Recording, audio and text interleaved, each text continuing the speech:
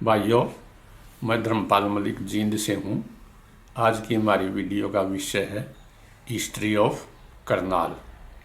ये करनाल हरियाणा का एक ज़िला है। सन 1947 के अंदर पंजाब के अंदर जो 29 ज़िले थे और 5 डिवीज़न थे। Multan division, Lahore division, Rawalpindi division, Jalandhar division और अम्बाला डिवीज़न। उस समय का अम्बाला डिवीज़न ही आज का हरियाणा है। उस समय हरियाणा अम्बाला डिवीज़न में 6 ज़िले थे। शिमला जो आजकल हिमाचल प्रदेश की राजधानी है, और जो अम्बाला, करनाल, रोहतक, हिसार और गुड़गांव। शिमला को छोड़कर बाकी 5 ज़िले आज भी हरियाणा में है। आज हम इसी के एक हिसार करनाल ज़िले की कहानी सुनाने जा रहे हैं। उस समय का करनाल ज़िला आज के 4 ज़िलों में बन चुका है: पानीपत, कुरुक्षेत्र, कैथल और करनाल। ये करनाल एक बहुत पुराना शहर है। इसका करनाल का नाम महाभारत के प्रसिद्ध पात्र कर्ण से लिया गया है, जो एक दानवीर था। कर्ण का यहाँ पर घर था। कर्ण जमाल्य कर्ण का घर से ही करनाल बना है। जो करनाल का जिक्र जो रामायण काल में भी आता है। यहाँ सीतामढ़ी नाम का एक गांव है, वहाँ माता सीता का मंदिर है। और जो कहते हैं माता सीता की जब अग्नि परीक्षा ली गई, पवित्रता की उसकी चेष्टिटी की परीक्षा ली गई, तो माता सीता ने धरती माता से प्रार्थना की कि मुझे शरण दी जाए, और धरती माता फट गई और माता सीता उसमें समा गई। उसी की याद में आज भी करनाल के अंदर मंदिर है। यह करनाल शहर जोनी शेर शाह सूरी मार्ग के ऊपर बसा हुआ है। यहाँ से जोनी चंडीगढ़ की दूरी 124 किलोमीटर और दिल्ली की दूरी 118 किलोमीटर है। करनाल एक साफ सुथरा शहर है।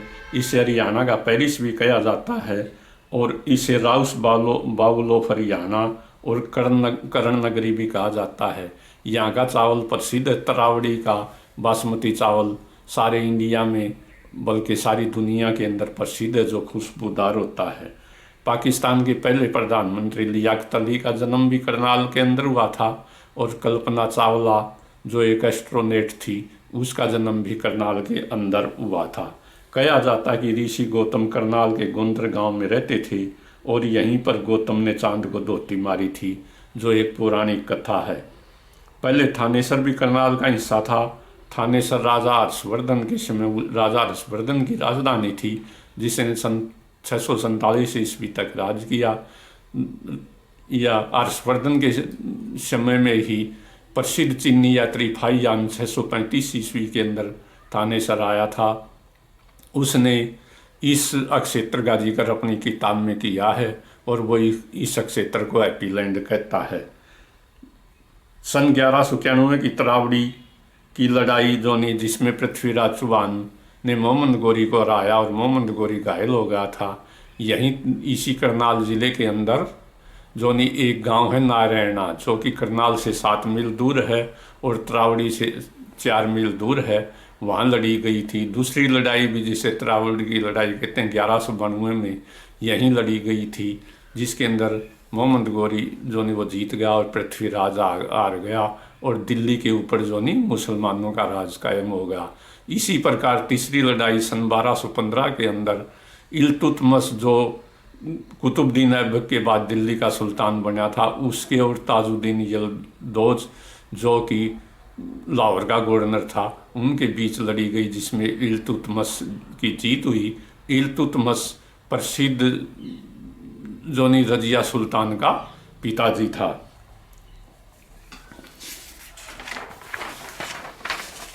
करनाल में कलंदर शाह का टॉम्ब भी है। इस टॉम्ब को गयासुद्दीन ने बनवाया था। यह मकबरा एक संत बूल अली कलंदर की याद में बनाया गया था। कलंदर साहब 1300 ईस्वी के आसपास यहाँ पर रहे हैं। शाह आलमगीर ने यहाँ पर मस्जिद और फवारा बनवा दिया। कलंदर शाह की कब्र संगमरमर की बनी हुई है। पहले पानीपत की भी करनाल ज़िले में होता था। पानीपत की 3 लड़ाइयाँ इतिहास के अंदर प्रसिद्ध हैं। पहली लड़ाई 1526 के अंदर बाबर और इब्राहिम लोदी के मध्य लड़ी गई, जिसमें बाबर की जीत हुई और मुगल साम्राज्य की नींव रखी।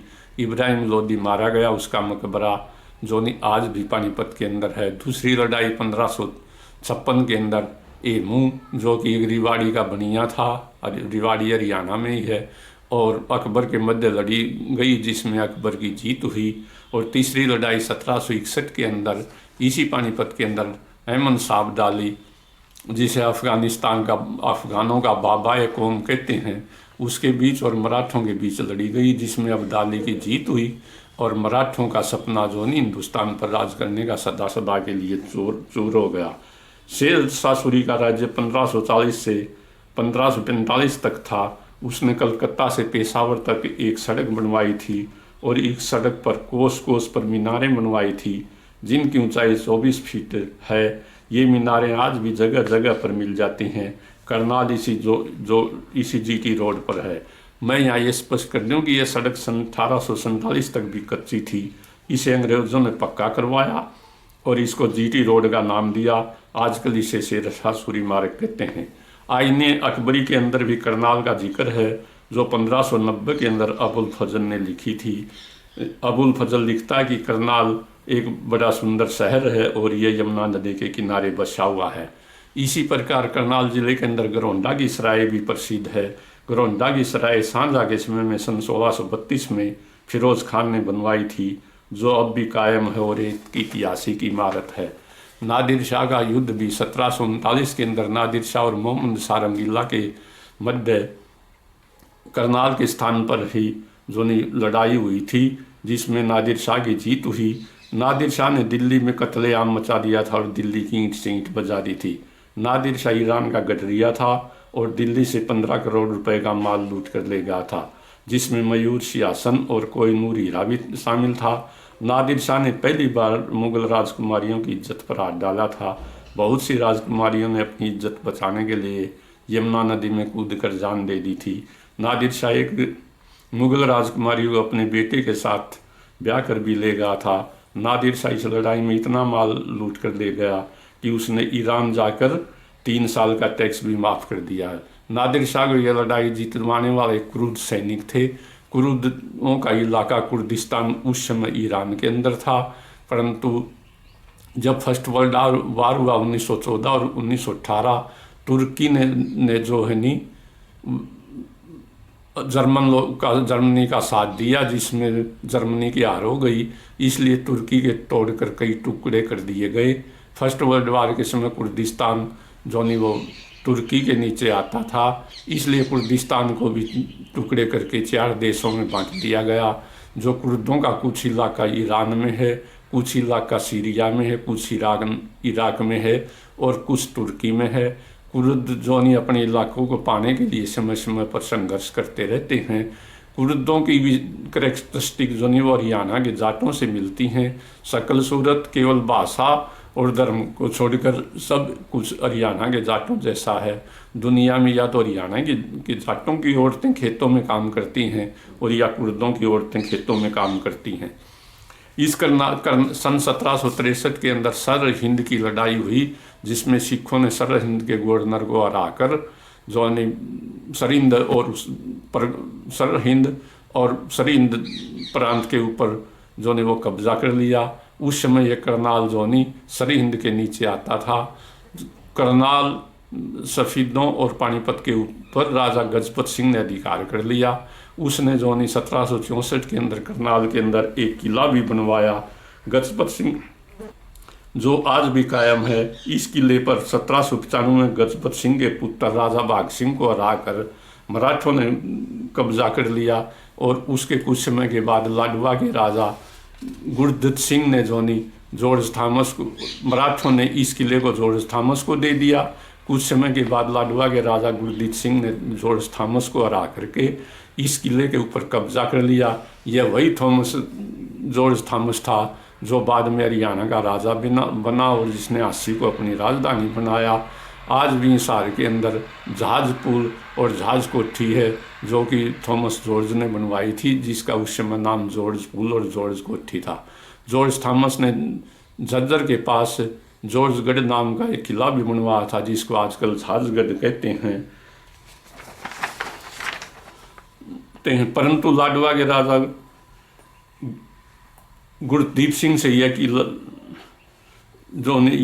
जो है नी वो कर्नल लॉर्ड बरन ने, जो कि अंग्रेज था, 1805 के अंदर उससे जीत लिया। और जो नहीं लाडवा तो उसको वापस दे दिया और करनाल के किले को रख लिया। ये करनाल का इलाका नवाब मोहम्मदी खान, जो कि मुजफ्फरनगर में जिसकी रियासत थी, उसको दे दिया, क्योंकि जो है अंग्रेज़ लोग यमुना नदी से इधर नहीं आना चाहते थे, वो अपने राज्य का ज़्यादा विस्तार करना नहीं चाहते थे। इसलिए सन 1805 के अंदर जो है वो करनाल की रियासत बनी। ये मोहम्मदी खान पाकिस्तान के पहले प्रधानमंत्री लियाकत अली खान का परदादा था। अंग्रेज़ों ने यहाँ पर करनाल में एक छावनी भी बनाई और जो किला राजा गजपत सिंह ने बनाया था उस पर कब्जा करके इस किले को काबुल के अमीर दोस्त मोहम्मद खान को रेजिडेंस के लिए दे दिया। अंग्रेज़ों ने किला जोनी छावनी में एक चर्च भी बनवाई जो देखने योग्य और आज भी कायम है। उसके बाद इस किले को जेल के रूप में प्रयोग किया गया। उसके बाद घुड़सवार सेना के क्वार्टर बना दिए गए यहाँ पर। सन 1862 में इस किले को एजुकेशन डिपार्टमेंट को दे दिया और इसमें डिस्ट्रिक्ट स्कूल बना दिया गया। अब इस किले में तहसील कार्यालय है। मैं यहाँ यह भी स्पष्ट कर दूँ कि नादिर शाह और अहमद साबदाली अपने साथ औरतों को मर्दों को गुलाम बनाकर ले गए थे, जिनमें हिंदू मुस्लिम और सिख तीनों धर्मों के आदमी थे, परंतु अधिकांश मुसलमान थे। इस प्रकार सन 1805 में करनाल से सिखों की हुकूमत खत्म हो गई, जिसे जनता सिंह शाही का राम रोड़ा या भाईगर्दी कहती थी। सन 1845 के अंदर लाडवा की रियासत को जब्त कर लिया गया, क्योंकि लाडवा के राजा ने एंग्लो सिख वार में जो सिखों का साथ दिया था। इसी प्रकार 1850 में थानेसर की रियासत को डॉक्ट्रिन ऑफ लैप्स के तहत जब्त कर लिया। सन 1843 के अंदर डॉक्ट्रिन ऑफ लैप्स के सिद्धांत के तहत कैथल की रियासत को भी जब्त कर लिया। कुंजपुरा और करनाल के नवाबों की पावर कम कर दी और उनको जागीरदार बना दिया गया। अंग्रेज राज एक टेरर का राज था। लोगों को बिना किसी कारण के तंग किया जाता था। जमीन का माल या बड़ी बेरहमी से इकट्ठा किया जाता था। अकेले करनाल परगने में 136 कर्मचारी रेवेन्यू डिपार्टमेंट के थे, जबकि पुलिस विभाग के केवल 22 कर्मचारी थे। अंग्रेज़ों के सख्त व्यवहार के कारण ही हरियाणा की इस प्रकार की कहावतें बनी, जैसे अफसर की अगाड़ी घोड़े की पिछाड़ी माड़ी ही माड़ी। कीचड़ में पुलिस से पिटेगी और कीचड़ में पड़ेगी, कोई आंसी नहीं होती। फिर गया घोड़े वाले रेवेन्यू डिपार्टमेंट के आदमी होते थे और बड़ी सख्ती से पेश आते थे। धौल कपड़िया न तोड़ दिया। ये सफ़ेद धौल कपड़िया जो नहीं, अंग्रेज अफसर सफ़ेद कपड़े पहनते थे और सफ़ेद घोड़े पर चलते थे और उनके साथ पुलिस चलती थी। जो कोई रास्ते में मिलता था तो उसकी रास्ता साफ करवाने के लिए उसकी पिटाई कर देती थी। अंग्रेज किसानों के खून की आखिरी बूंद तक चूसना चाहते थे ताकि किसान विद्रोह ना कर सकें, परंतु 10 मई 1857 को अम्बाला की छावनी में इनफ्लीड गन के कारतूसों को लेकर हिंदू और मुसलमान दोनों धर्म के सैनिकों ने विद्रोह कर दिया। इन कारतूसों में गाय और सूअर का मांस का प्रयोग होता था और इन्हें मुंह से खोलना पड़ता था। मेरठ की सेना की एक टुकड़ी दिल्ली पहुंच गई और बहादुर शाह जफर को हिंदुस्तान का बादशाह घोषित कर दिया। इसका असर हरियाणा पर भी पड़ा और जगह जगह दंगे भड़क उठे और अंग्रेज़ों को मारना शुरू कर दिया। हिसार के डीसी वेडबन को भी बच्चों समेत कत्ल कर दिया। हिसार के तहसीलदार व अन्य अंग्रेज़ों का कत्ल कर दिया। इसी प्रकार रोहतक के डीसी लोच को रोहतक छोड़कर भाग जाना पड़ा और वो गर्मी में पैदल चलने के कारण बाद में अंधा भी हो गया। गुड़गांव का डीसी मथुरा होते हुए आगरा भाग गया। इसी प्रकार पानीपत के डीसी मजिस्ट्रेट जो मिस्टर जॉन पीच मैकवीटर का भी 11 मई 1857 को दिल्ली में कत्ल कर दिया। वह दिल्ली गया हुआ था। किसानों ने मालिया देने से मना कर दिया। बड़े बड़े गांव जैसे असंध, जलमाना, गोंदर, सालवन, बलावर, डाचर में हिंसक घटनाएं हुई। नौरथा जैलदारी के 16 गांव ने विद्रोह कर दिया और मालिया देने से इनकार कर दिया। इसी प्रकार दूसरे अन्य 19 गांव जो बालसी और कुराना जैलदारी के थे, उन्होंने भी रेवेन्यू देने से मना कर दिया और सरकारी इमारतों को आग लगा दी।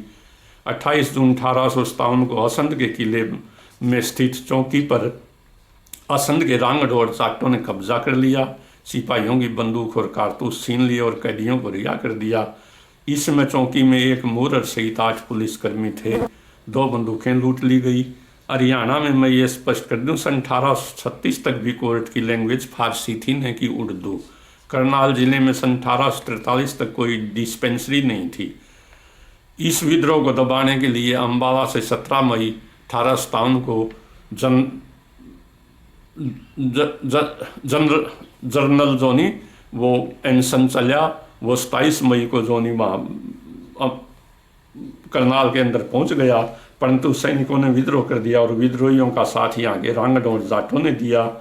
जनरल एनसन का 27 मई को कत्ल कर दिया और उसके तंबू को आग लगा दी। अंग्रेज तो लिखते हैं कि एनसन की मौत जैसे हुई थी, परंतु पंजाब का हिस्टोरियन ताजुद्दीन लिखता है कि जनरल एनसन की हत्या विद्रोहियों ने की थी। एनसन को आनंद फानंद में दफना दिया गया और उसे सलामी तक नहीं दी गई। विद्रोह खत्म होने पर उसकी लाश डेड बॉडी को निकाल कर इंग्लैंड ले जाया गया और उसे वहाँ पर दफनाया गया। इसी प्रकार 1 जून 1857 को ब्रिगेडियर रॉबर्ट डेम्पियर एलिफैक्स, जो फर्स्ट ब्रिगेड को कमांड कर रहा था, उसकी हत्या भी करनाल के स्थान पर कर दी गई। अंग्रेज इसे भी नेचुरल डेथ लिखते हैं। यहाँ ध्यान देने योग्य बात यह है कि आबड़ी एक बहुत बड़ा गांव था जो अब कैथल जिले में है। वहाँ के रांगड़ों ने 1843 में जब कैथल रियासत को जब्त किया गया, उस समय तो विद्रोह कर दिया था, परंतु 1857 में कोई विद्रोह नहीं किया और शांति से समय पर मालिया जमा करवा दिया। ठीक इसी प्रकार गांव जुंडला, जो चौहानों का बहुत बड़ा गांव था, वहाँ भी विद्रोह नहीं हुआ। उल्टा 250 घोड़े देकर अंग्रेजों की मदद की गई। अंग्रेजों की मदद करने के लिए सबसे पहले जींद का राजा स्वरूप सिंह 18 मई 1857 को करनाल पहुंच गया। जींद के राजा ने समालखा से विद्रोहियों का कब्जा छुड़वाया और करनाल से दिल्ली तक जीटी रोड को खुला रखा। इसी प्रकार पटियाला के राजा ने करनाल से फिल्लौर तक जीटी रोड को खुला रखा। उसने करनाल, थानेसर और अम्बाला को विद्रोहियों से बचाया। करनाल के नवाब और कुंजपुरा के नवाब ने भी अंग्रेजों का साथ दिया। करनाल शहर में हैदर बख्श कोतवाल जैसे आदमियों ने अंग्रेजों की खुलकर मदद की।